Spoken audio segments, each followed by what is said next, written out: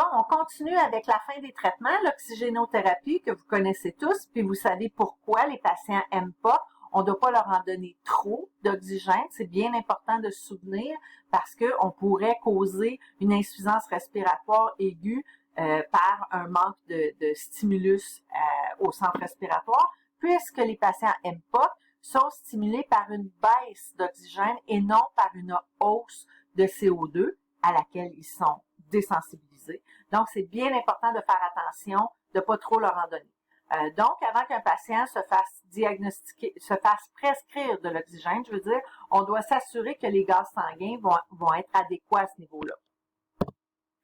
Alors, ça, c'est l'explication de pourquoi un patient MPOC ne devrait pas recevoir de l'oxygène à haut débit, parce que ça va le faire arrêter de respirer. Donc, c'est l'explication, elle est là. Ensuite de ça, qu'est-ce que j'ai ici?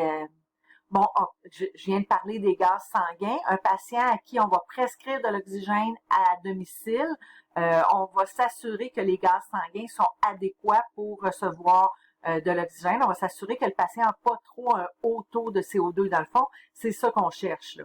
Est-ce que le patient retient son CO2? Et si oui, à ce moment-là, l'oxygène, il va falloir faire vraiment attention avant de lui en prescrire.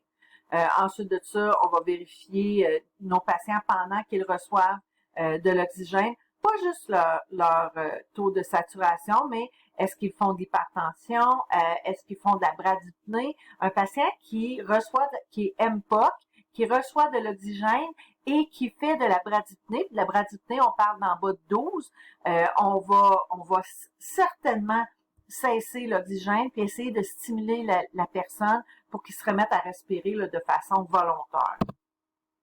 Ensuite de ça, il y a certaines chirurgies qui peuvent être performées sur un patient, surtout les patients emphysémeux. Tu sais, parce que je vous ai expliqué au début que l'emphysème, c'est le gonflement des alvéoles.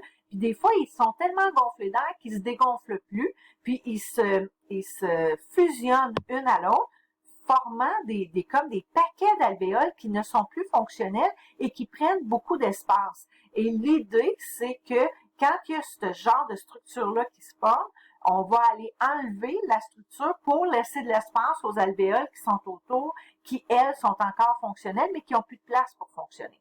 Alors, ça pourrait être une des chirurgies, on appelle ça une bulectomie, pour enlever une partie de poumon qui n'est plus fonctionnelle et qui ne fait que déranger. Ensuite de ça, il y a toujours la greffe de poumon, mais encore là c'est quand même, c'est pas une chirurgie qui est si fréquente que ça, parce que des organes, ça court pas les rues, on n'en a pas des tonnes, et les gens qui reçoivent des poumons se doivent de démontrer, sans l'ombre d'un doute, qu'ils ont arrêté de fumer depuis X temps. Là, je me souviens plus exactement, il faut qu'ils aient arrêté de fumer pendant combien de temps, mais on parle pas de jours ni de semaines, on parle de mois. Donc, si la personne n'a pas arrêté de fumer, même si son nom est sur la liste des greffes, il ne recevra pas de poumon. Alors ici, je vous ai mis une petite image de ce que ça pourrait être une bulectomie. Donc, on voit ici, là, je peux pas aller dans l'écran, là, mais on voit ici une bulle qui serait non fonctionnelle, qui prend de la place pour rien. Alors, si on l'enlève, le restant ici, qui lui est encore fonctionnel, va avoir de l'espace pour respirer.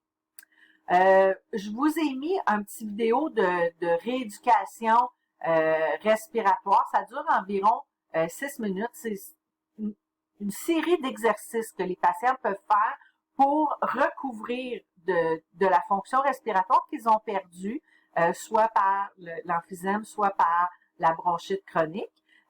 C'est un peu pour transformer sa façon de respirer. Là-dedans, ils vont vous montrer les exercices de lèvres pincées, la respiration diaphragmatique, les exercices pour expansionner les poumons. Donc, ça vaut vraiment la peine d'aller le voir. Moi, je peux pas cliquer dessus puisque je dépose mes capsules sur YouTube, puis là, il me bloquerait parce que c'est une vidéo YouTube pour laquelle je n'ai pas demandé la permission. Donc, vous pouvez aller cliquer dessus et aller le voir par contre. Alors, dans la vidéo, comme je vous ai dit, ils vont parler de respiration lèvres pincées. Je vous en ai parlé au début. Les patients qui sont MPOC, souvent, ils vont le faire de façon naturelle. On dirait, l'idée, c'est que faut inspirer tranquillement, faut inspirer un temps puis expirer 3 temps. L'idée, c'est de s'assurer qu'il y a assez d'air qui sort, il y a plus d'air qui sort de nos poumons que qu'est-ce qui rentre pour pas que ça s'accumule dans nos poumons. Donc, on va leur dire quand ils marchent, on inspire par le nez. Quand on fait un pas, on inspire par le nez, puis on essaie d'expirer pendant 2 à 3 pas. Donc, pour s'assurer que l'air reste pas pris dans nos poumons. La respiration diaphragmatique est un petit peu difficile à faire, surtout pour nous les femmes qui respirons par le chest. Tu sais, on se gonfle le chest, nous. Mais ce qu'il faut faire, c'est respirer par l'abdomen, puis c'est le diaphragme qui, à ce moment-là, tire les poumons pour pouvoir les faire remplir d'air. Puis dans la vidéo, on le voit bien, puis je l'ai ici. Ah là, ici, c'est la position tripode. Position debout, les bras surélevés, penchés vers l'avant. Ça expansionne le thorax au maximum et ça permet d'inspirer et de respirer le mieux possible. Les exercices de tout contrôler, je suis sûre que vous en avez déjà fait là, en 111, en 211, même en chirurgie, où ça va être autant pour les MPOC emphysèmes, mais c'est surtout pour les MPOC bronchites chroniques qui, eux, ont tendance à accumuler les sécrétions dans leurs poumons. On va leur demander de prendre un grand respire, tousser un coup, ça fait décoller les sécrétions. On prend un autre grand respire, puis on tousse 2-3 coups, puis là, les sécrétions ont tendance à plus décoller, puis à sortir. L'idée, c'est que les sécrétions ne s'accumulent pas dans les poumons pour qu'on élimine le risque ou on diminue le risque d'infection à ce moment-là. Les exercices de contrôler, quand on fait ça, le plus possible, faut être assis ou à tout le moins la tête surélevée dans le lit parce que essayer de tousser quand on est couché, c'est assez difficile. On s'assoit, on se penche vers l'avant, on essaie d'être le plus confortable possible. On tousse une fois pour décoller les sécrétions, la deuxième fois pour les faire remonter à la gorge. Puis on essaie de pas leur faire des exercices comme ça trop souvent ou trop de fois, une à la fois de l'autre, une à la suite de l'autre. Donc, quand on fait faire ces exercices-là, on le fait une fois, 2 fois, pas beaucoup plus parce que, premièrement, c'est fatigant pour quelqu'un qui a des problèmes respiratoires, puis ça peut causer des étourdissements si on prend trop des grandes inspirations. Au niveau de l'alimentation, un peu comme dans toutes les maladies chroniques, là, c'est sûr qu'on ne verra pas la cirrhose du foie, mais on aurait parlé de ça aussi dans la cirrhose du foie, mais de prendre de petits repas plus fréquemment dans la journée, c'est quelque chose qui est bien, puis c'est pas juste bien pour les gens qui font de l'MPOC ou des gens qui ont la cirrhose du foie, mais c'est vraiment, ils disent que c'est mieux de prendre des petits repas plus souvent dans la journée. Premièrement, ça garde notre glycémie à la bonne place. Pour un patient qui aime pas, c'est plus facile à digérer parce que ça prend beaucoup d'énergie digérer et les gens qui sont MPOC ou emphysème ou bronchite chronique ont tendance à avoir peu d'énergie ou pas d'énergie. Donc, on élimine le besoin de digérer une grosse quantité de nourriture à la fois. Donc, on va leur demander des petits repas plusieurs fois par jour. On leur demande de mastiquer comme il faut, d'essayer de manger les aliments qui ne fermentent pas, parce que la fermentation va augmenter le niveau de gaz dans l'estomac et dans les intestins, et ça prend de la place et ça pousse sur les poumons qui ont déjà de la difficulté à respirer. Donc, les petits repas vont faire que l'estomac va être moins gonflé. Si on prend des aliments qui ne fermentent pas, tu sais, les choux-fleurs de ce monde, les brocolis, les œufs, les boissons gazeuses, c'est tous des trucs qui donnent des gaz. On essaie d'éviter ça. On essaie de manger le plus d'aliments riches en protéines et en éléments, en vitamines, en fibres, pour essayer que nos petits repas soient le plus nutritifs possible. On essaye de boire de l'eau, surtout pour les bronchites chroniques, pour que les sécrétions soient plus liquides, plus faciles à expulser. Puis c'est certain qu'un patient qui est insuffisant cardiaque, ben, on va pas lui dire de boire 3 litres par jour, là, ça on peut pas.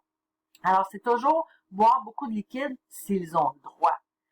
On va leur demander, si possible, d'essayer de garder leur poids dans la limite de la normale. Les patients qui sont emphysémeux ont tendance, la plupart du temps, à être des gens qui sont très, très minces parce qu'ils mangent moins ou ils mangent pas du tout. Donc, eux, on va pas leur demander de perdre du poids, on va leur demander de prendre du poids. On va leur demander avant un repas de prendre une pause, d'essayer de planifier leur repas à des moments où ils ont le plus d'énergie possible. Donc, on va éviter de faire de l'exercice avant de manger. On va plutôt en faire un petit peu après. Ils disent que quand même, il y a 25% des gens qui souffrent de maladies chroniques obstructives pulmonaires qui souffrent de malnutrition. C'est énorme. Alors, dans les soins infirmiers, il y a tous les enseignements que je viens de vous démontrer, mais en plus, on va leur apprendre comment essayer de conserver leur énergie le plus possible. C'est des gens qui manquent d'énergie par manque d'oxygénation, par manque d'alimentation. Donc, on va leur demander d'établir une priorité de soins. Tu sais, si on n'est pas obligé de changer notre lit ou de faire tout notre ménage une journée parce qu'on est fatigué un peu, ben on le fera une autre fois le ménage, là. Donc, on va prioriser les trucs qui sont vraiment importants. L'hygiène, l'alimentation. On va leur demander de regrouper du matériel, peut-être même avoir une petite table à roulettes pour pas être obligé de transporter le matériel, qui peut juste le pousser. On va leur demander, quand c'est possible, de s'asseoir ou de prendre la position tripode qui fait qu'ils sont mieux oxygénés, puis que c'est plus facile pour eux de performer à ce moment-là.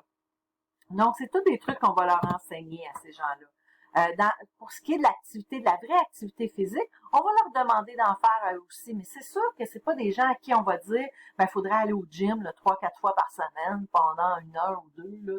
Non, non, on parle de petits exercices. De la marche 15 à 20 minutes par jour, 3 fois par semaine. Puis là, je dis 15 à 20 minutes, je lance un chiffre comme ça. Mais si la personne est juste capable de faire 5 minutes, ben on commence par 5 minutes. L'idée, c'est de faire de l'exercice que la personne sente qu'elle travaille, mais il faut pas que ça soit trop essoufflant. Donc, il faut qu'elle soit capable, un coup qu'elle a terminé sa petite série d'exercices, soit sa marche ou peu importe, de revenir, d'avoir une respiration qui revient à la normale en dedans de 5 minutes. Si ça prend plus que 5 minutes à revenir la respiration normale, c'est parce que l'exercice était trop excessif. Donc, on la diminue un petit peu. Si ça prend moins de temps puis on sent que c'est très facile, ben là, on peut augmenter un petit peu. Tu sais, si on est parti avec 5 minutes, 3 fois par jour, 3 fois par semaine, ben on peut peut-être faire 10 minutes 3 fois par semaine quand on sent que le 5 minutes, c'est assez. L'idée, c'est on ne veut pas que l'effort soit excessif. On veut pas se sentir comme ici, là. Tu sais, ça devient dur, c'est bien dur, c'est tellement dur que j'ai envie d'arrêter. On veut pas ça. On veut pas que ce soit très facile ni facile non plus. On veut que ce soit autour de 4. Là. Je sens que je fais un effort, là, mais c'est pas trop difficile. Je sens que je fais un effort. Ensuite de ça, on va essayer de gérer le sommeil parce que c'est des gens qui ont tendance à avoir le sommeil désaxé un petit peu. Souvent, c'est des gens qui font de l'apnée du sommeil, donc qui vont avoir besoin d'un appareil.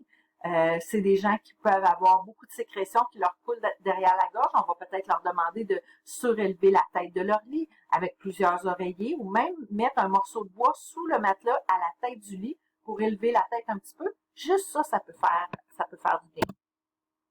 Là, je vous ai mis des associations où est-ce que je vais chercher beaucoup d'informations. L'arrêt du tabagisme, là, www, j'arrête, ça fait super longtemps que ça fonctionne, ça. Ils ont beaucoup de trucs pour que les gens puissent arrêter de fumer. Ils ont beaucoup de support group pour les gens, fait que c'est vraiment un bon site. Et là, je vous ai mis les références sur les livres que j'utilise pour ça. Fait que je vous remercie beaucoup de l'écoute et puis on se revoit pour le prochain cours. Ça va être ABC. Au revoir!